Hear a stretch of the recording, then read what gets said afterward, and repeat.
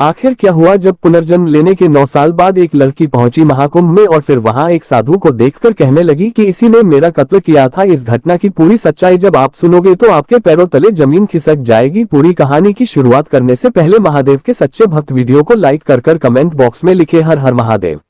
दोस्तों, इस घटना की शुरुआत होती है राजस्थान के शिवपुरा जिले से, जहां बसंत जी परमार और उनकी पत्नी मीनाक्षी परमार रहा करते थे। बसंत जी अपने खुद का एक छोटा मोटा व्यापार चलाया करते थे, जिससे वह ठीक ठाक कमाई कर लेते थे और जैसे तैसे अपना और मीनाक्षी का गुजारा कर लेते थे। एक दिन बसंत जी को खुशखबरी मिलती है कि मीनाक्षी गर्भवती है। खुशखबरी सुनते ही बसंत की खुशी से नाचने लगते हैं और फिर वह पूरे 9 महीना तक मीनाक्षी का बहुत अच्छे से ख्याल रखते हैं। मीनाक्षी की कोख से 9 महीने बाद एक बहुत ही सुंदर बच्ची का जन्म होता है। बसंत जी और मीनाक्षी जी अपनी बेटी से बहुत प्यार करते थे। उन्होंने उसका नाम रीना रखा था। रीना धीरे धीरे बड़ी होती जा रही थी। बसंत जी रीना का स्कूल में एडमिशन करवा देते हैं। रीना बचपन से ही पढ़ाई लिखाई में बहुत अच्छी थी। वह हमेशा स्कूल में पहला स्थान प्राप्त करती थी, लेकिन रीना के मन में बचपन से ही पानी को लेकर एक अजीब सा डर लगा करता था। उसे कई बार रात को पानी के सपने आते। उसे ऐसा लगता था कि मानो वह पानी में डूब रही है। वह कई बार रात में जोर जोर से चिल्लाने लगती कि मुझे धक्का मत दो, मुझे बचा लो, मुझे बचा लो। जब भी वह किसी नदी किसी तालाब को देखती तो उसका पूरा शरीर कांपने लग जाता। बसंत जी ने कई बार कई सारे डॉक्टरों से इस बारे में बात करी और रीना का इलाज करवाने की बहुत कोशिश करी, लेकिन डॉक्टरों को भी इस तकलीफ के बारे में कुछ समझ नहीं आ रहा था। बसंत जी और उनकी पत्नी रीना को लेकर अब बहुत ज्यादा चिंतित रहने लगे थे, क्योंकि जब भी रीना किसी नदी या तालाब को देखती वह बेहोशी की हालत में आ जाती थी और उसकी तबीयत अचानक से बहुत ज्यादा बिगड़ने लग जाती थी। मानो जैसे भी उसे नदी में जबरदस्ती धक्का दे रहे हो, वह ऐसा बर्ताव करने लगती थी और वहां से भागने लगती थी। दोनों पति पत्नी को समझ नहीं आ रहा था कि आखिरकार रीना के मन में ऐसा क्या डर है जो उसे आज तक परेशान कर रहा है। बसंत जी ने कई बार रीना से बातचीत करी, लेकिन रीना को भी उस डर के बारे में कुछ पता नहीं चल पा रहा था। वह बस इतना ही कहती थी कि मैं जैसे ही पानी के सामने जाती हूँ मुझे पता नहीं क्या होता है। मुझे ऐसा लगने लगता है कि कहीं आप मुझे उसे पानी में धक्का दे देकर वहां से भाग ना जाओ, और मुझे कुछ भी समझ नहीं आता और मेरी तबीयत अचानक से बिगड़ने लग जाती है। धीरे धीरे कुछ साल बीत जाते हैं। अब रीना पूरे 9 सालों की हो गई थी, लेकिन आज भी उसके मन में पानी को लेकर वही डर लगा हुआ था। वह जब भी पानी देखती उसकी हालत बिल्कुल बेहोशी की हो जाती थी। फिर एक दिन बसंत जी अपने गाँव के जो सबसे बड़े संत महात्मा होते हैं उनसे बात करते हैं। उन्हें रीना के इस डर के बारे में बताते हैं तो वह महात्मा कहते हैं कि उस बच्ची के मन में शायद पिछले जन्म का कुछ डर बसा हुआ है जो उसे आज तक डरा रहा है। जिस भी दिन उसे अपने पिछले जन्म की सारी बातें याद आएगी वह एक एक बात तुम्हें बता देगी और तुम्हें पता चल जाएगा कि आखिर उसके साथ ऐसी कौन सी घटना हुई जिसके कारण उसके मन में ये डर है। लेकिन तब तक तुम एक काम करो कि साल 2025 में प्रयागराज में सदी का सबसे बड़ा महाकुंभ लगने वाला है। यह महाकुंभ पूरे 140 सालों के बाद आ रहा है और जो भी भक्त इस महाकुंभ में एक बार आस्था की डुबकी लगा लेता है उसके जीवन की सारी परेशानी का अंत हो जाएगा और उसके सभी आप एक डुबकी से ही नष्ट हो जाएंगे। तुम अपनी बेटी और अपने परिवार के साथ उस महाकुंभ में जाओ और एक बार अपनी बेटी को वहां गंगा नदी में शाही स्नान करवाओ, फिर देखना उसके मन से सारा डर अपने आप निकल जाएगा। बसंत जी को भी उन महात्मा की बातें सही लगती है। वह भी सोचते हैं कि मैं अपने परिवार के साथ महाकुंभ में जाता हूँ, महाकुंभ का लाभ भी उठा लूंगा, शाही स्नान भी हो जाएगा और सभी साधु संतों के आशीर्वाद से मेरी बेटी के मन में जो भी डर है वह डर भी दूर हो जाएगा। बसंत जी अपनी पत्नी की और रीना की टिकट करवा लेते हैं और कुछ दिनों के बाद ही वह अपने परिवार के साथ प्रयागराज महाकुंभ में पहुंच जाते हैं। बसंत जी प्रयागराज में रीना को लेकर कई सारे साधु संतों के पास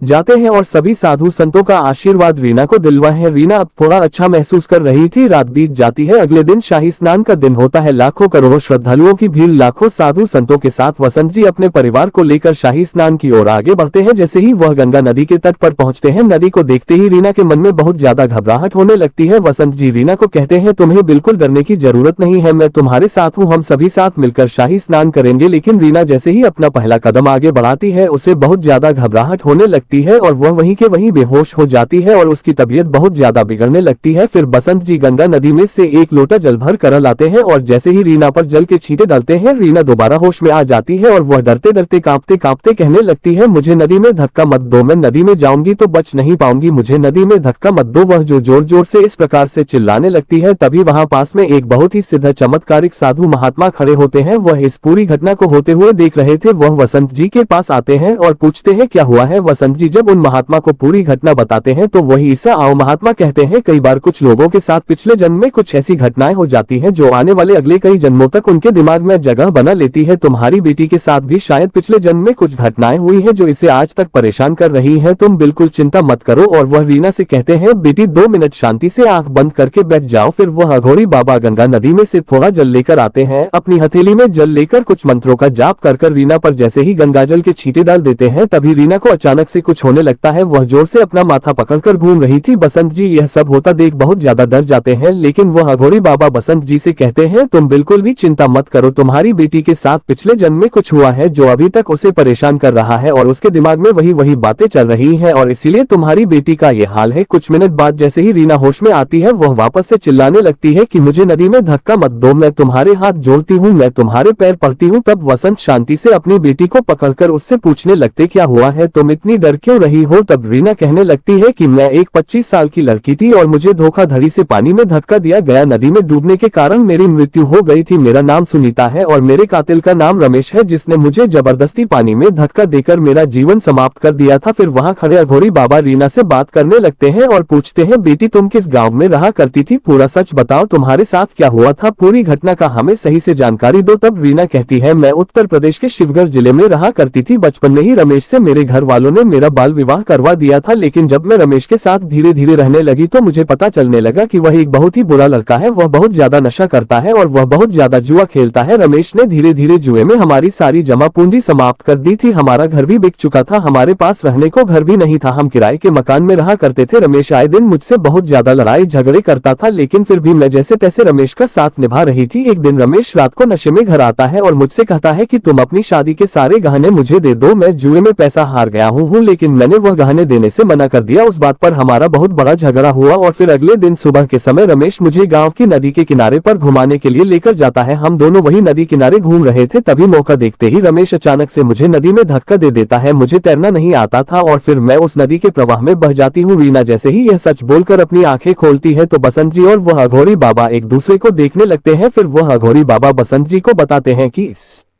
बच्ची का तुम्हारे परिवार में पुनर्जन्म हुआ है, इसके साथ पिछले जन्म में ये जो घटना हुई, यह घटना आज तक इसे परेशान कर रही है, क्योंकि इस बच्ची को आज तक न्याय नहीं मिला है। ये बेटी तो तुम्हारी ही है, लेकिन इसके मन में पिछले जन्म की कुछ यादें हैं, शायद जब इसे न्याय मिलेगा तो इसे शांति मिलेंगे और इसके दिमाग में से वह यादें और वह डर निकल जाएगा। फिर वह अघोरी बाबा कुछ मंत्र बोलकर गंगाजल के कुछ छींटे रीना पर डालकर वहां से चले जाते हैं। अब बसंत जी बहुत ज्यादा परेशान थे, उन्हें समझ नहीं आता आखिर क्या किया जाए। फिर वह सोचते हैं कि रीना ने जो पता बताया है उसी पते पर जाना चाहिए। फिर रमेश जी अपने परिवार के साथ रीना को लेकर उत्तर प्रदेश के शिवगढ़ गांव में जाते हैं, लेकिन वह पहले पुलिस स्टेशन जाते हैं और पता करते हैं कि आज से 10 साल पहले किसी लड़की की डूबने की कोई रिपोर्ट दर्ज थी या नहीं। तब उन्हें शिवगढ़ के पुलिस थाने से पता चलता है कि आज से ठीक 9 साल पहले दुनिया नाम की एक लड़की की गांव नदी में डूबकर मौत हो जाती है और आज तक उसकी वजह पता नहीं चल पाई। शायद वह गलती से नदी में गिर गई थी और उसे तैरना नहीं आता था, इसीलिए उसकी मौत हो गई। लेकिन वसंत जी पुलिस वालों को पूरी घटना के बारे में बताते हैं। पहले तो पुलिस वाले वसंत जी की बातों पर विश्वास नहीं करते, लेकिन फिर वसंत जी पूरी घटना को विस्तार में सही से समझाते हैं और रमेश का नाम बताते हैं कि किस प्रकार से रमेश जुए में पैसे हार गया था और किस प्रकार से उसने इस घटना को अंजाम दिया। तब पुलिस वालों को बसंत जी की बातों पर विश्वास होता है और वह रीना को लेकर उसी घर में जाते हैं जहां वह पहले रहा करती थी। रीना जैसे ही उस घर में पहुंचती है वह डरने लगती है, लेकिन उसे उस घर का पूरा रास्ता पता था, उसे उस घर के एक एक कमरे के बारे में पता था। पुलिस जैसे ही घर का दरवाजा खोलती है, सामने रमेश नशे की हालत में सोया होता है और सामने ही दीवार पर सुनीता की तस्वीर लग रही होती है, जिस पर उसकी मृत्यु की दिनांक 9 साल पहले की लिखी होती है। रीना जैसे ही उस तस्वीर को देखती है वह चिल्लाने लगती है, यह मैं